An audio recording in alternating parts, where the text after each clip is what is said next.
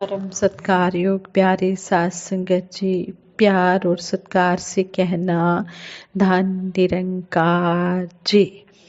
सात संगत जी, सतगुरु माता जी, निरंकारी राजपिता जी, निरंकार दातार सात संगत माँ का दासी कोटिन कोटिन बार शुक्राना करती है। आप जी की अपार कृपा से हमारा यह जीवन का सफर सेवा सिमरन सत्संग करते हुए आनंद में बीत रहा है। इसी तरह आप जी अपना आशीर्वाद इस परिवार के ऊपर बनाए रखना, इसी तरह अपने चरणों से जोड़े रखना। सात संगत जी, संपूर्ण हरदेव वाणी में सतगुरु बाबा हरदेव सिंह जी महाराज हमें इस शब्द द्वारा समझा रहे हैं। कण कण में है एक तू ही, तू जल में है तू थल में है, कण कण में है एक तू ही, हर पत्ते हर डाली में हर वन में है एक तू ही। सात संगत जी, सतगुरु हमें समझाते हैं कि परम पिता परमात्मा हर जगह सर्वव्यापक है और हम हमेशा इसके चरणों में बैठकर ये आनंद मानते रहें। कहते हैं कि जीवन में मिठास चाहिए तो चींटी बने। कभी ऐसा नहीं होता कि शक्कर का डिब्बा खुद अपने आप चलकर चींटी के पास पहुंचे, पर चींटी को पता चल जाता है कि घर के किस कोने में शक्कर का डिब्बा पड़ा हुआ है। वह वहां तक पहुंच जाती है, फिर वह अपनी यात्रा तय करते हुए उस डिब्बे तक पहुंच जाती है और शक्कर को ग्रहण करती है। बिल्कुल इसी तरह से हम जीवन में मिठास का इंतजार ना करें कि कोई आएगा और हमें मिठास भरी जिंदगी दान कर देगा। नहीं, हमें ही आगे बढ़कर जीवन की यात्रा तय करते हुए अपने मन वचन कर्म से इसे प्राप्त करना होगा। हर एक पल खुद को इतना मधुर बनाना होगा कि जीवन में कोई कड़वाहट ही ना रहे, और रहे तो सिर्फ और सिर्फ मिठास ही रहे। अगर हम अपने चारों तरफ नजर डालें तो हम कण कण से जीवन जीने की अनगिनत कलाएं सीख सकते हैं। सतगुरु माता जी हमें समझाते हैं कण कण से शिक्षा लें। हम हमेशा कण कण से शिक्षा लें, हर एक से कुछ ना कुछ सीख सकते हैं। सतगुरु निरंकार की बनाई हुई इस दुनिया की कोई भी चीज अकारण नहीं है। हमें उसके होने या ना होने का कारण पता नहीं होता, पर अगर हम ध्यान से देखें और अपने अहम को छोड़ दें तो हम हर एक से कुछ ना कुछ सीख सकते हैं। हम एक छोटे से बच्चे से भी सीख सकते हैं, हम पेड़ पौधों से भी सीख सकते हैं। पेड़ पौधे भी हमें सिखाते हैं कि हमने आंधियों से बचना है तो नम्र भाव में रहना है। केवल वही बच जाता है पौधा आंधी में गिरने से जो विनम्र होता है। इसी तरह हमें बच्चों से भी सीखने को मिलता है कि हम हमेशा अपने मन को कोमल बनाए, अपने हृदय को कोमल बनाए। कोमल हृदय से ही सतगुरु को रिझाया जा सकता है। जिस तरह छोटे छोटे बच्चों में मासूमियत होती है, इसी तरह हम छोटे बच्चों की तरह मासूम बन जाएं और सतगुरु के चरणों में अपनी जगह बनाएं। सत्संगत जी दासी एक आर्टिकल पढ़ रही थी। इस आर्टिकल में बताया गया कि नौजवान बच्चियों के प्रति माँ की जिम्मेदारियां। बच्चे माँ बाप की एक बहुमूल्य जायदाद समझे जाते हैं, खासकर लड़के। जहाँ हम लड़कियों के लिए चिंतित रहते हैं, उनकी देखभाल करते हैं, वहीं लड़कों की तरफ से बिल्कुल बेफिक्र हो जाते हैं। उन्हें हर प्रकार की छूट दे दी जाती है। वे जहाँ जाएं, जब भी जाएं, वे क्या करते हैं, इस तरफ हम अधिक ध्यान नहीं देते।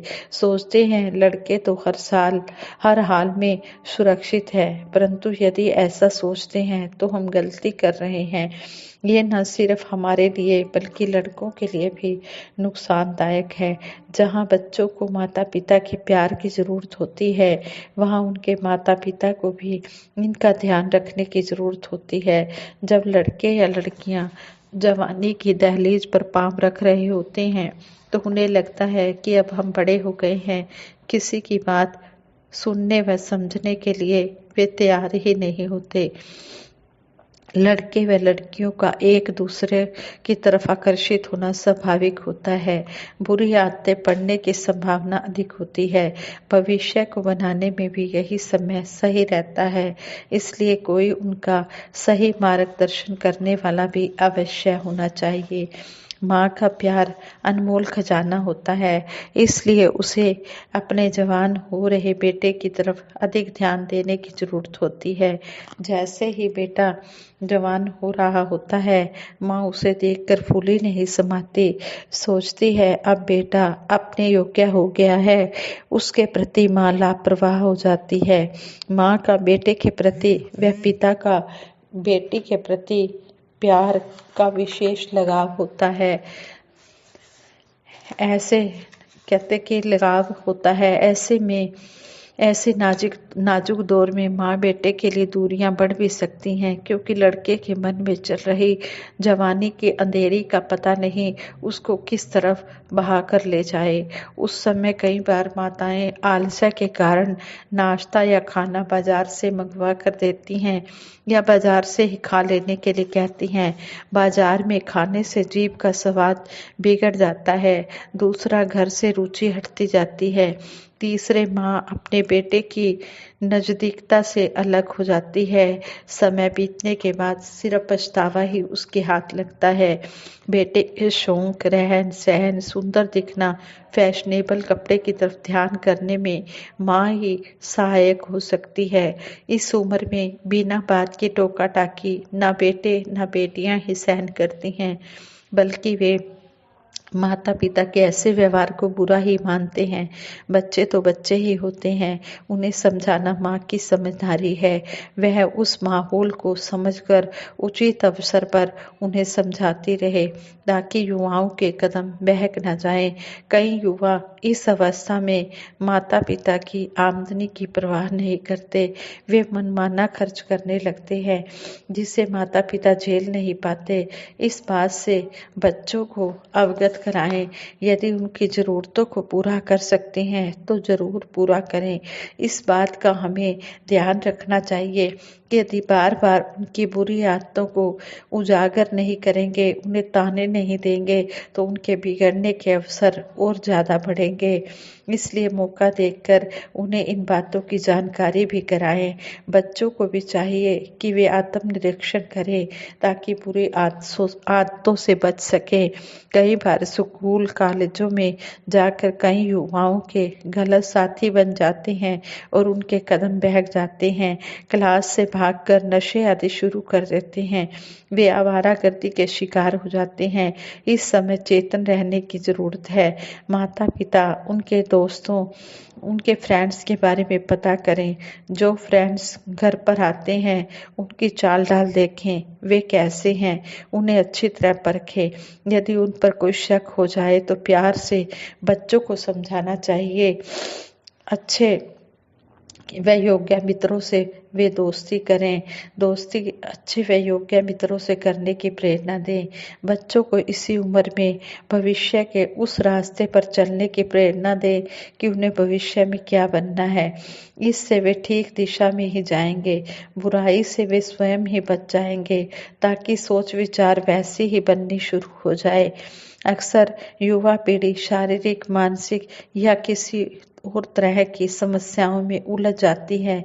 माँ बाप उनकी ऐसी हरकत का ठीक ठीक अंदाजा लगाकर उनसे नजदीकी बनाए रखें, क्योंकि जब बच्चे जवान हो जाते हैं तो बेटी की माँ ही उसकी सहेली होती है और पिता बेटे का दोस्त होता है। दोस्तों और सहेलियों की तरह अपने बच्चों के हमदर्द बने, उनकी भावनाओं के बारे में जाने।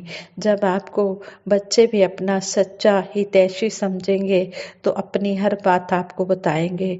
ऐसे समय में उन्हें डांट देने की बजाय उनकी उलझनों को सुलझाएं, उनकी चेतना को जागृत करें, उनमें अपना भला बुरा सोचने की शक्ति पैदा करें। नौजवान बच्चों की सबसे बड़ी मुश्किल बेरोजगारी भी है। जो अधिक पढ़ लिख कर नौकरी ढूंढने पर नहीं मिलती तो वे उदास हो जाते हैं। अनपढ़ नौजवान तो कोई भी काम, चाहे मजदूरी करने में भी शर्म नहीं करते। करते, परंतु पढ़ा लिखा नौजवान इन्हें छोटे काम समझकर इन्हें करने से कतराता है। अच्छे कपड़े पहनकर खाली घूमने या नौकरी की खोज करने में व्यर्थ समय गंवा देता है। फिर वो अपने आप को माता पिता पर बोझ समझने लगता है। कई बार तो ऐसा होने पर माता पिता भी उसे कोसने लगते हैं। वो उनकी मजबूरी नहीं समझते, जबकि बच्चे भी जानबूझकर ऐसा नहीं करते। खाली दिमाग शैतान का घर होता है। ऐसे समय में माता पिता को चाहिए कि उनका हौसला बढ़ाएं, ताकि बच्चे अपनी धारणाएं गलत ना बना लें। बच्चे कई बार उग्र रूप भी धारण कर लेते हैं, जैसे किसी धोखाधड़ी में पकड़े जाना, किसी गैंग में शामिल होना, आत्महत्या कर लेना जैसी बातें भी सामने आती हैं। उस समय बड़ी सूझबूझ के साथ माता पिता को चेतन रहने की जरूरत होती है। उनकी चुपके से निगरानी भी करें, ताकि बच्चों का भविष्य सुनहरा बनाने में उनके सहायक बने। कई बार माँ बाप प्यार में आकर और अपना फर्ज पूरा करने के उद्देश्य से लड़के की छोटी उम्र में ही शादी कर देते हैं। अभी पूर्ण रूप से वह अपने पैरों पर खड़ा भी नहीं हो पाता। कई बार तो शारीरिक तौर से भी तैयार नहीं होता। छोटी सी बहू पाकर शुरू में तो सब अच्छा लगता है, परंतु जब लड़के की आमदनी का कोई तरीका नहीं होता तो वही बच्चे भार लगने लगते हैं। उन्हें घर से बेदखल भी कर दिया जाता है। कम आमदनी के कारण लड़का अपनी गृहस्थी नहीं जमा पाता। इन्हीं बातों से तंग आकर टेंशन बढ़ने लगती है, जिससे वह लोग मानसिक व शारीरिक रोगी बन जाते हैं। इससे मौत के अलावा कोई और राह नजर नहीं आती। दहेज की कमी को उजागर करने से परेशानी बढ़ाने का काम सास ही करती है। चक्की के दो पाटों के बीच पिसता बेटा सिवाय दुख झेलने के और कुछ नहीं कर सकता। ऐसा न करके यदि माँ अपने विशाल हृदय और प्यार से सारी हालत को सही ढंग से देखते हुए अपनी बुजुर्गी से उन्हें नेक सलाह दे, तो वह अपने बहू बेटे के लिए वरदान बनती है। माँ का विशाल होना बहुत अधिक जरूरी है। इसके साथ साथ माँ को बाहरी दखल अंदाजी, आस पड़ोस की बेतुकी बातों की तरफ बिल्कुल भी ध्यान नहीं देना चाहिए। हमेशा अपने घर की बहुओं को ही पहला स्थान देना चाहिए। बुजुर्गों की हर समय ही दखल अंदाजी किसी तरह ठीक नहीं है, क्योंकि आखिर बहू बेटे के पास ही उन्हें अपना बुढ़ापा गुजारना होता है। इसलिए यह जरूरी है कि माँ बेटे की हर खुशी जरूरत पर विशेष ध्यान दे। अपनी प्यार भरी ठंडी छाया में बच्चों को बिठाकर हर बाहरी आवरण से उसे बचाए रखे, ताकि उसका बेटा एक अच्छा नागरिक, अच्छा सेवादार, खुशियों से भरपूर जीवन जीने वाला और आपकी आने वाली जिंदगी के लिए एक वरदान साबित हो। माँ अपने बेटे का ध्यान धार्मिक कामों की तरफ लगाए, उसका ध्यान इतना पक्का बनाए कि हर हाल में वह प्रभु परमात्मा के सहारे से विमुख ना हो, प्रभु परमात्मा के सहारे रहे। उसे सत्संग में जाने की प्रेरणा दें, ताकि दुनियावी परेशानियों से बोझिल ना हो।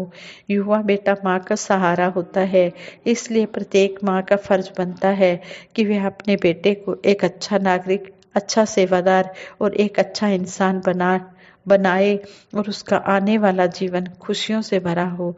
यह सब कुछ तभी ही होता है जबकि माँ अपने बेटे को साथ संगत से जोड़े, उसे बुरी आदतों से बचाए और उसको हर पल इस निरंकार प्रभु का आसरा लेने की प्रेरणा देती रहे।